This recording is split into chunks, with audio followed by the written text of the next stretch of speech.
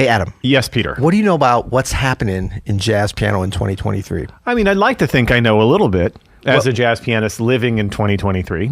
Right. But if folks have been listening closely to this podcast, they might think the state of jazz piano is mostly about Bill Evans and Larry Bird. And in fact, it's not, as we're going to learn today. No, the state of jazz piano in 2023 has actually nothing to do with Larry Bird.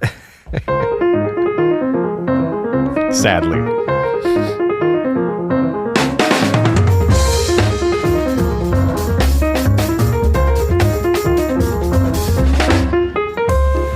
I'm Adam Annis. And I'm Peter Martin. And you're listening to the You'll Hear It podcast. Music advice coming at you. Coming at you today, sponsored by Open Studio. Go to openstudiojazz.com for a deeper dive on all of this. I like to not to use that intro, Peter, as a vocal warm up. I want to warm up the pipes all the way through the rain. You are a vocalist of note.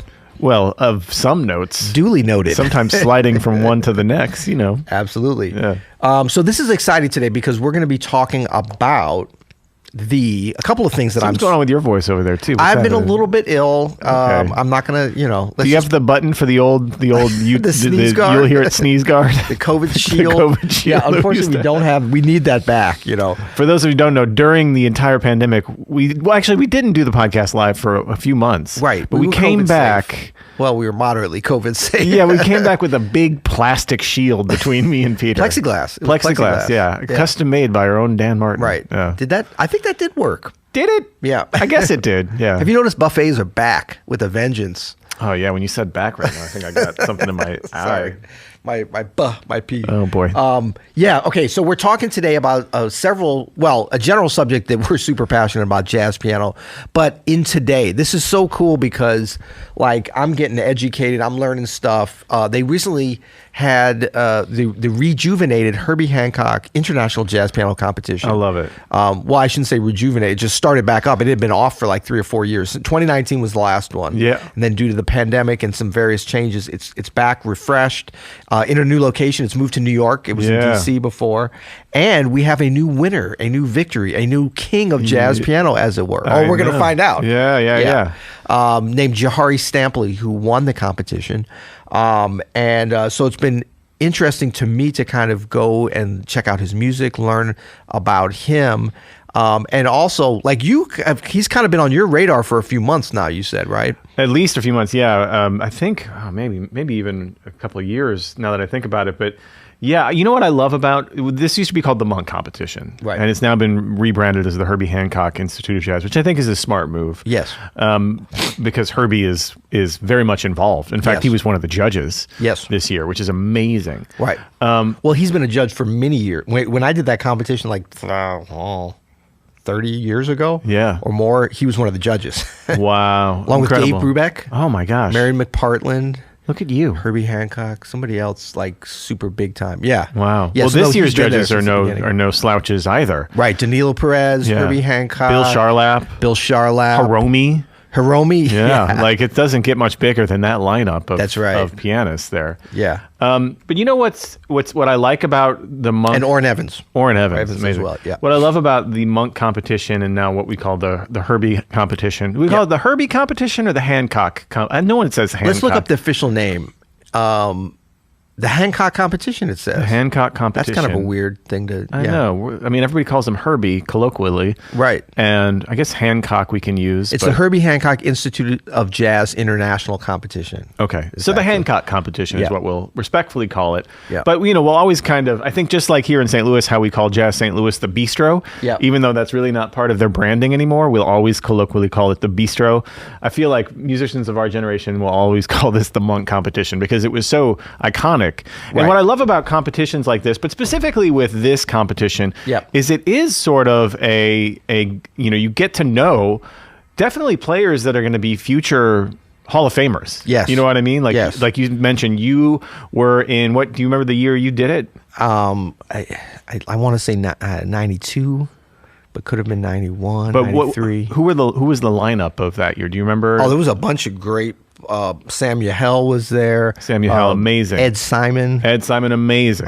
Jackie Terrison was the Terrison won it. Was the winner, and he was pretty big back there in the 90s. He had a couple Blue Note albums that were Still big, yeah.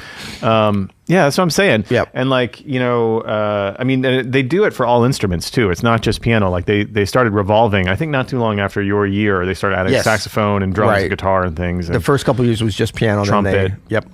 Yeah, and so like, yeah, I mean, I remember one year when I was young, like the saxophone competition, I think Seamus Blake won it and John Ellis was second.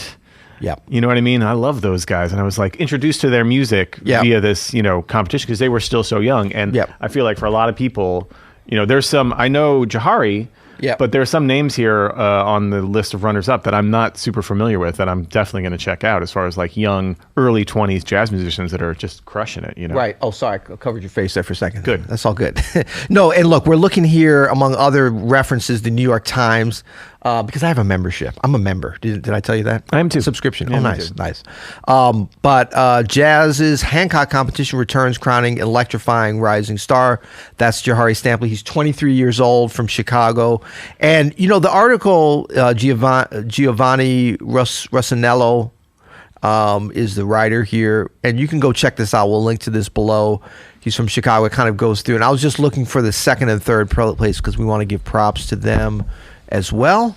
So can we go to our first controversy here before we talk about the exciting stuff? Is that okay? Yeah, I'm not crazy about this. The house rhythm section didn't help. The drummer Carl Allen is proudly agnostic about most styles of drumming that go beyond the four feel. I'm not okay.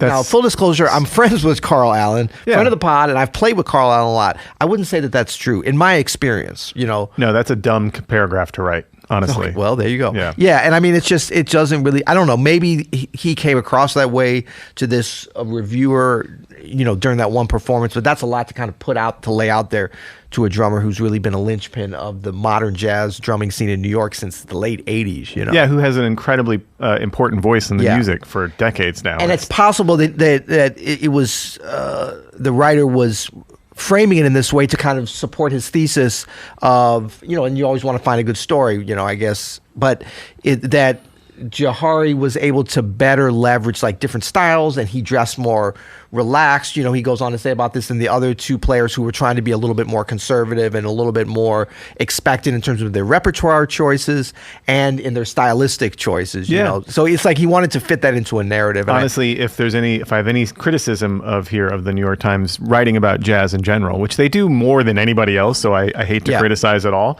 but they do lean on the downtown scene more than I think most listeners really care about. Right. You know what I'm saying? Right. Even New York listeners. Right. So to like drag someone for basically swinging. Right. So we're taking New York Times off. Bam. No. It's still important. Still important to the music to have a publication that spends so much energy on the music. Right. But it is very biased towards like downtown Manhattan jazz scene. Yeah. Very specific downtown Manhattan jazz scene too. And I think the main thing getting out of this is kind of the reporting on it. That's what I appreciate. To me, sometimes when they go beyond that into these like really stylistically, opinions about the different styles and things that you're like, if you're on the inside, of course, we have a different viewpoint on it.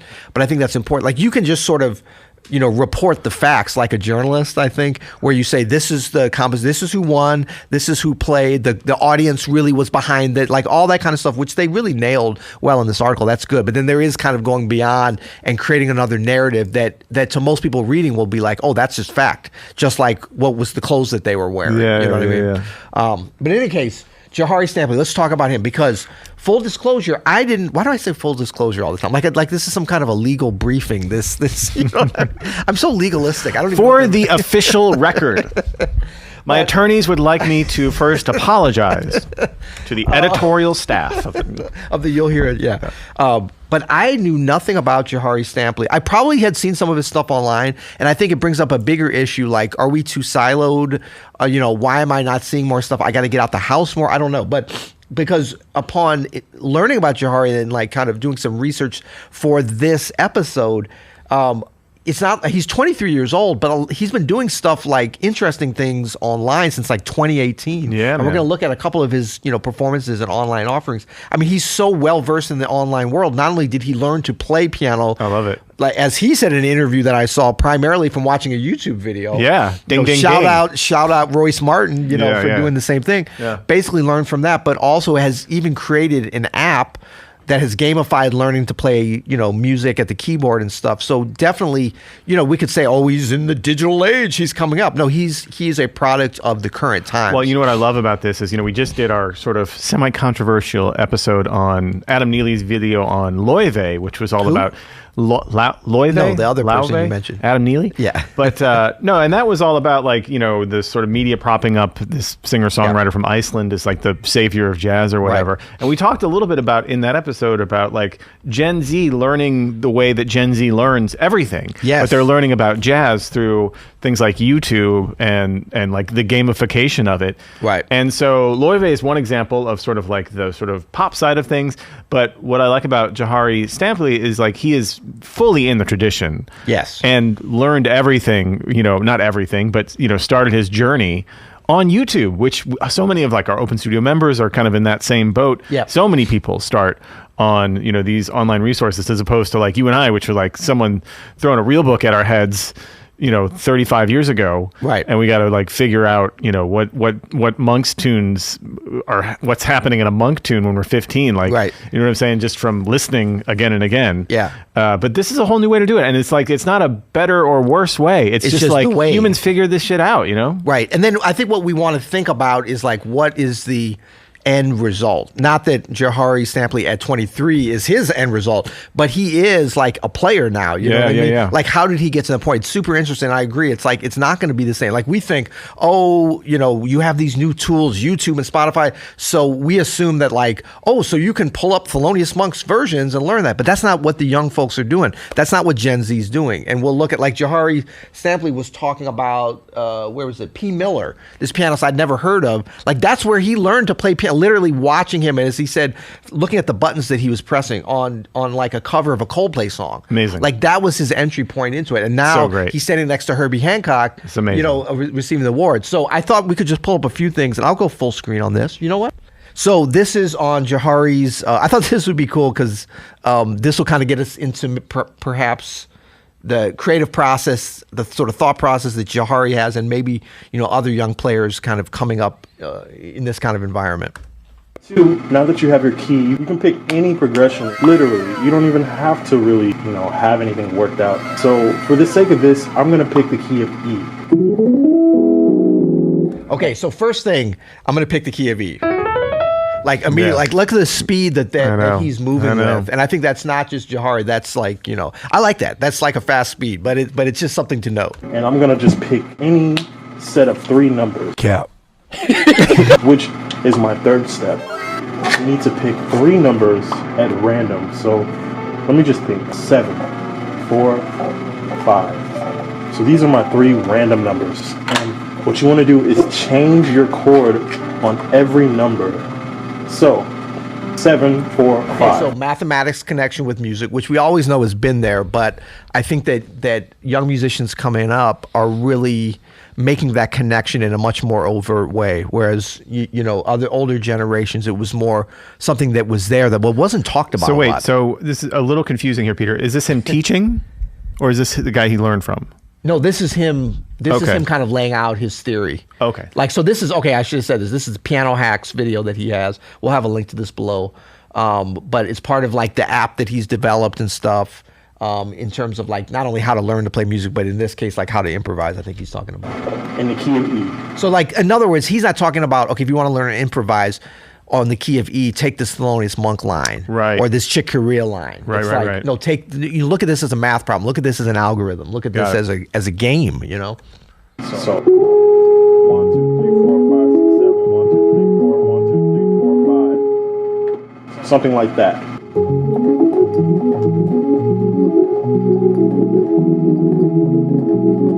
Okay, obvious gospel influences, killing chops. I mean, not just technical chops, but gospel chops at this point.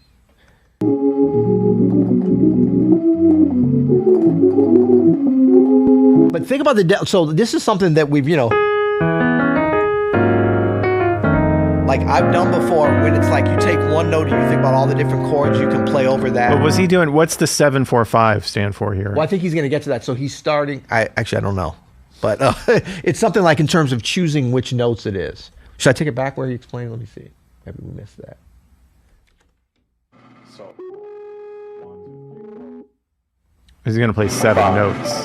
So these are my 3 random numbers. And what you want to do is change your chord on every number. So 7, 4, 5 in the key of E. So 1, 2, 3, 4, 5, 6, 7, 1, 2. Oh, it's the number of notes. It's the rhythm. Yes. Something like that. Okay, how's he thinking of that fast? The harmony is just shifting different ideas he has.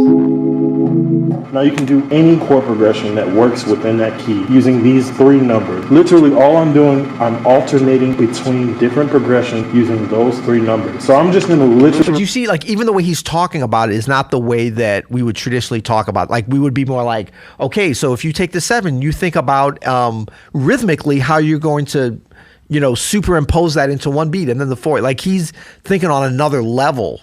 Yeah, keep going with this. I want to kind of see where he's going. Improvise using this concept. So here goes nothing.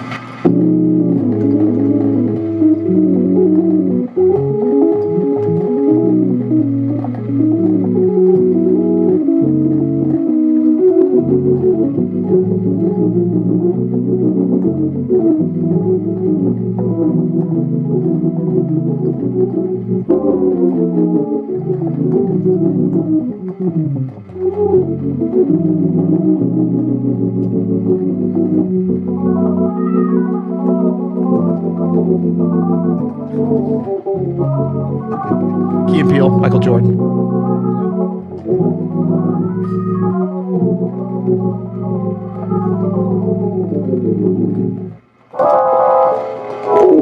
Something like that. Something like that. So, like, that is definitely I'm going to teach you how to paint an owl. Draw us 2 circles, paint the rest of the owl kind of situation. He's so killing. I know. It's he's like, just draw 3 numbers, random 3 numbers, and then you can, Right. I mean, there's like, was he playing that rhythmic pattern of 7 and then 4 and 5 then in the right hand? I think he probably was, but it was so chaotic. But he's so good. I know. think. It's I don't so know. good. I mean, It's it's just like, leave us in the comments if you know what the hell is going on here. That's amazing, though. There's obvious Corey Henry influences. There's Jacob Collier influences. There's what other influences are there? I don't know. I don't know either. There's tons. Albert Einstein. He obviously. You said he learned piano in high school, but is he playing? He must be playing at church, right? With a B3 there. Well, he's from a musical family. Let me find this other video. I'm going to play you the one that he said in the interview that I saw was like really his entry point. So that's here.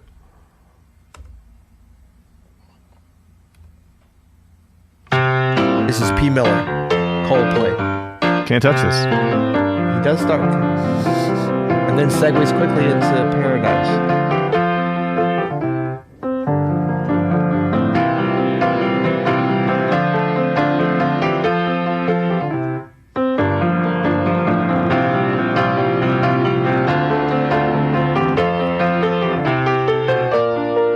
And I'll just skip ahead a little bit just so you see.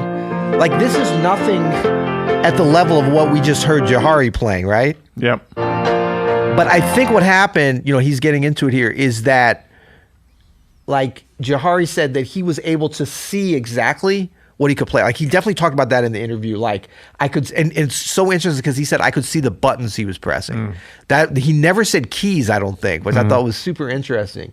And he, because of the angle of the camera here, it was so good. Like, he was able to just watch this, and he knew the song. He said, he's like, I love that song, that Coldplay song. He's like, I knew the song, but he literally learned how to play piano. If this is accurate to his recollection, in terms of the interview, by watching P. Miller push the buttons to a song, so he's able to make that musical connection, and then to see how the thing was fleshed out. Now, obviously, he's gone way beyond this. This is nothing like crazy jazz improv that I've heard. This is the first thing I've heard from him, though. So I just think it's super interesting. It's just such a totally different way to get to, maybe a similar end result, or at least the end result of what's happening now. And I'll show you this. Why do I keep going there? Here we go here. Giant Steps. Ever heard of it?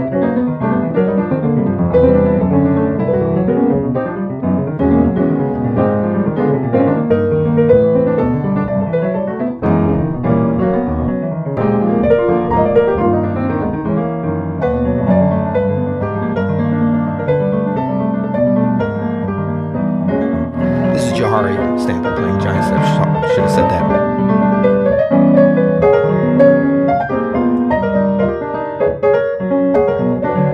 And this was a while ago, wasn't it? Yeah, this wasn't even like, this is, what is this? 5 years ago. So he's 23 now. He's like 18 years old, you know?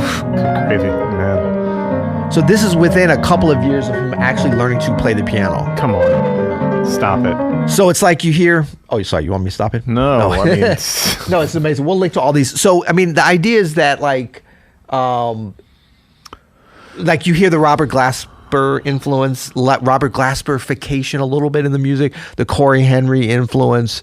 But I think mainly you hear like this a little bit unfiltered and super interesting approach, like a new, very original take. Very original take. But I mean, I think we'd be wrong to be like, that's not Tommy Flanagan playing. There's not enough, Herbie Hancock in there or whatever. It's like, this is the stuff that is happening now in terms of, for him, like, these are the influences I bring. These are the gamification of it. This is like the way that I learn. I love it because it shows there isn't just one way to get to this. Yeah. If I were to hear, a young pianist playing, I'm going to do a solo piano version of Giant Steps, and it came out like this, I would be like, that's dope. Yeah. Like, that is such a, like, thank you. And I mean, I can only imagine him playing this now. Not to say that you shouldn't be doing original music, which he does, and all these different things. I mean, his choices in the competition, I already knew that was a cool thing. He did Jerry Allen's Drummer Song, which is, I mean, I love Jerry Allen's composition. That's a very tasty choice. And that's such a great, and I don't think that was like a required selection or anything. He also did a John Hicks tune, which I thought was cool. And real insiders kind of His mother is a musician as well. His mother's a musician and a pilot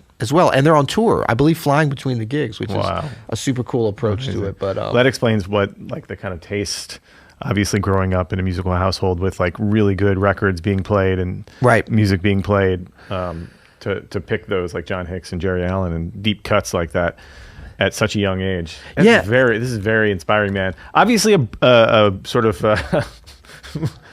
upper echelon intelligence of a person. You know what I mean? Exactly. Like very smart individual we're dealing with here, who's making his own game apps on playing the piano. Programmed the app himself too. And then that he developed it in that way. Just that that number exercise that he was demonstrating on the B3 alone, and what he got out of it is enough to like take most like professional players to the drawing board of like, what's happening? You know what I mean? Right. Yeah. And I think that there was one other thing I wanted to play, and I thought it was more recent, but even this is 4 years old, which is amazing. I'm super excited to hear what he does next.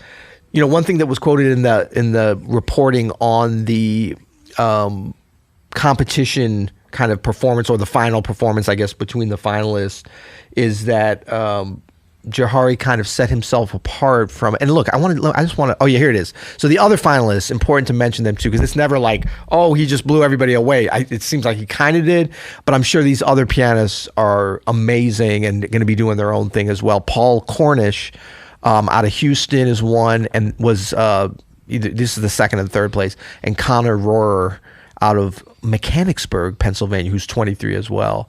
But there was like a note of this, which normally I'd be like, this doesn't matter. But this maybe it does have something. It says, New York Times, at the finals, while the other contestants, let me throw this up in there so that, at the finals, while the other contestants, Paul Cornish of Houston and Connor Rohrer of Mechanicsburg, wore tailored suits, Stampley came clad in a patterned shirt, loose-fitting corduroy pants, white shoes, and a head wrap. Be yourself. Be yourself. His energy was both intense and private. He was coping with a deep bereavement. A close friend had died on Saturday. The next night, he chose to play a lovely, modulating hick ballad after the morning as a tribute. And so it was noted somewhere else in here that, he's an artist you want to hear again. Yeah. And I think that's an important thing coming up from here. Like, we always talk about, like, oh, did he honor the tradition? Did he do this or whatever? Screw all that kind of stuff. Were the people in there, the listeners, not the jazz, intelligentsia or whatever, but like, is this something where people are like, whoa, I want to hear that? And I can already tell from looking at his online performance, looking at his Instagram stuff. And look, I got kind of convicted by you when we were prepping for this too, because I sort of said, you know about him? You're like, oh yeah, I've seen his stuff. And I immediately went to, I was like, I want to learn about him. I immediately went to YouTube, and I'm like, man, these videos are kind of old, but he's killing. And you're like, you might want to check him on Instagram and TikTok, because there's a lot more stuff there. Hey Boomer. Yeah, exactly. It was a hey Boomer. And but I think that's important for us to be like, Because even the New York Times thing was kind of like, he came out of nowhere. He's not coming out of nowhere for people that have their ear to the ground. And so like, I got to do a better job of that because I'm super interested in this. I want to see these artists as they're developing. Obviously, he has a lot of developing to do. It's exciting. So I didn't miss out on everything, but I mean, it is cool to see. It's exciting to see where he's going to go as an artist. Very, very exciting to see. And like, back to the suits thing, Peter, I think just for anybody who's wondering like, oh, should I dress up? Like, express yourself, be yourself. That could be wearing a suit. That could be. But wear the suit like you mean it. You know what I mean? Wearing a pink Speedo, if that's you. I mean, if that's going to be your thing. But, musicians should, I think, express them. I think the look is part of the show. Yeah. For sure. And so just consider that, Yeah. And put a little effort into it. Put a little bit of yourself into it. Right. And so is Jahari Stampley and these other great young artists. Are they perhaps representing in their attire what their approach to the music is? Not a totally buttoned down, like, let's take a deep breath and like approach this like a classical piece. But I love it when the look kind of reflects the music. You know what I mean? When it not matches perfectly, but when it's congruent with the music, I think is important. So that's not about, oh, you're disrespecting. That's what they used to tell. If you don't wear a suit and tie, you're disrespecting the music. I don't know about that. I don't know that audiences feel that way, I should say. Yeah, I mean, there's definitely a certain a certain group that is always going to suit and tie it. Yeah, but I think that even that can get like a little. It's not disrespectful, but like if you're just doing it like a uniform, or you're just like doing it because you think you should be doing it. Yeah, it's not going to look as good. You know what I mean? Even like the suit and tie is going to look like you're just kind of, well, here's what I got to put on here. Like, put it on, wear it like it's part of the gig. Right. You know what I mean? Like style it, like be yourself with it. Right. Well, okay. Well, let's check out a little bit of this just maybe to close things out. This is Amazing Grace. And like I said, I thought this was recent. It's such a mature reading, an interesting reading of this on a Bosendorfer, I believe, with some very, very affected sound, but I think it'll give a good kind of flavor of some other kinds of things that he can do. Jahari. You know what? I haven't. I've been following Jahari on Instagram for a while, but I haven't seen his piano hacks. Yeah, like what you were just showing me. I'm gonna go on a deep dive on that. It's cool. I'm super nerdy about piano hacks, Peter. Really, I never noticed. Hacky about it. Yeah, here we go. Amazing Grace.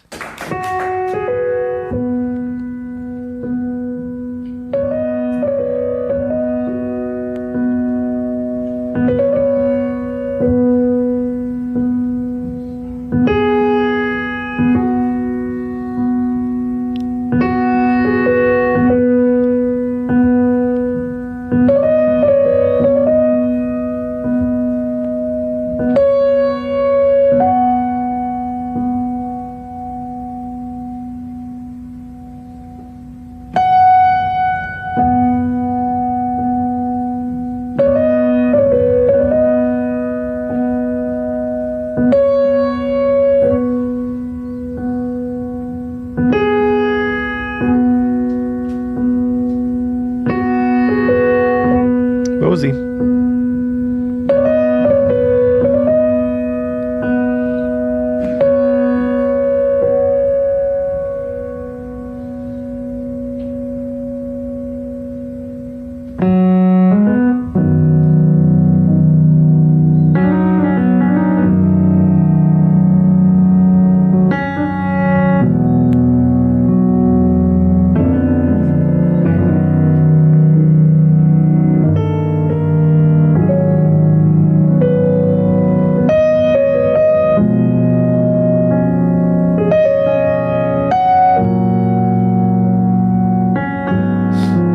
Between the Bosendorfer and the compression on the video, it sounds like it's a string pad almost. Yeah. The sustain. It's just like constant sustain. Continuous.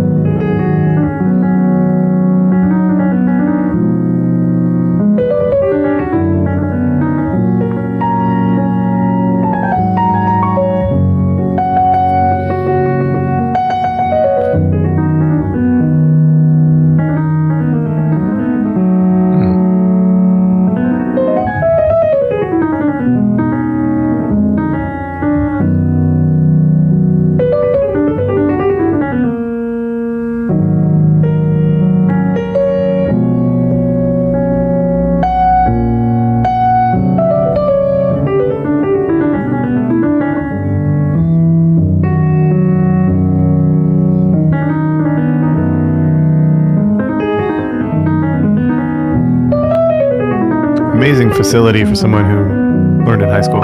Yeah.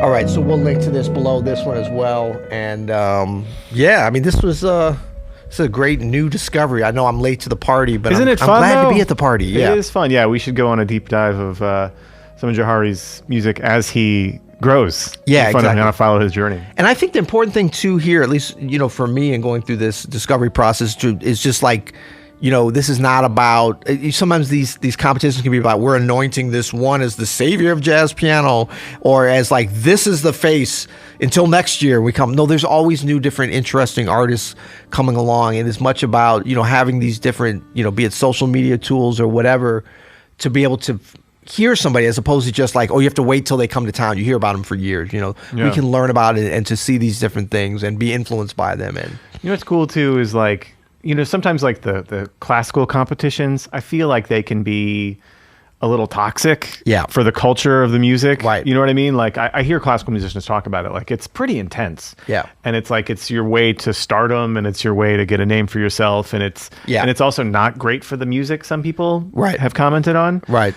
And I think with like these jazz competitions, while it is kind of still weird to compete about any kind of art, right. First, it's a second, third, harmony second, it's rhythm third. It's not as clear cut as like you're interpreting Chopin or you're interpreting Beethoven. Right, like right.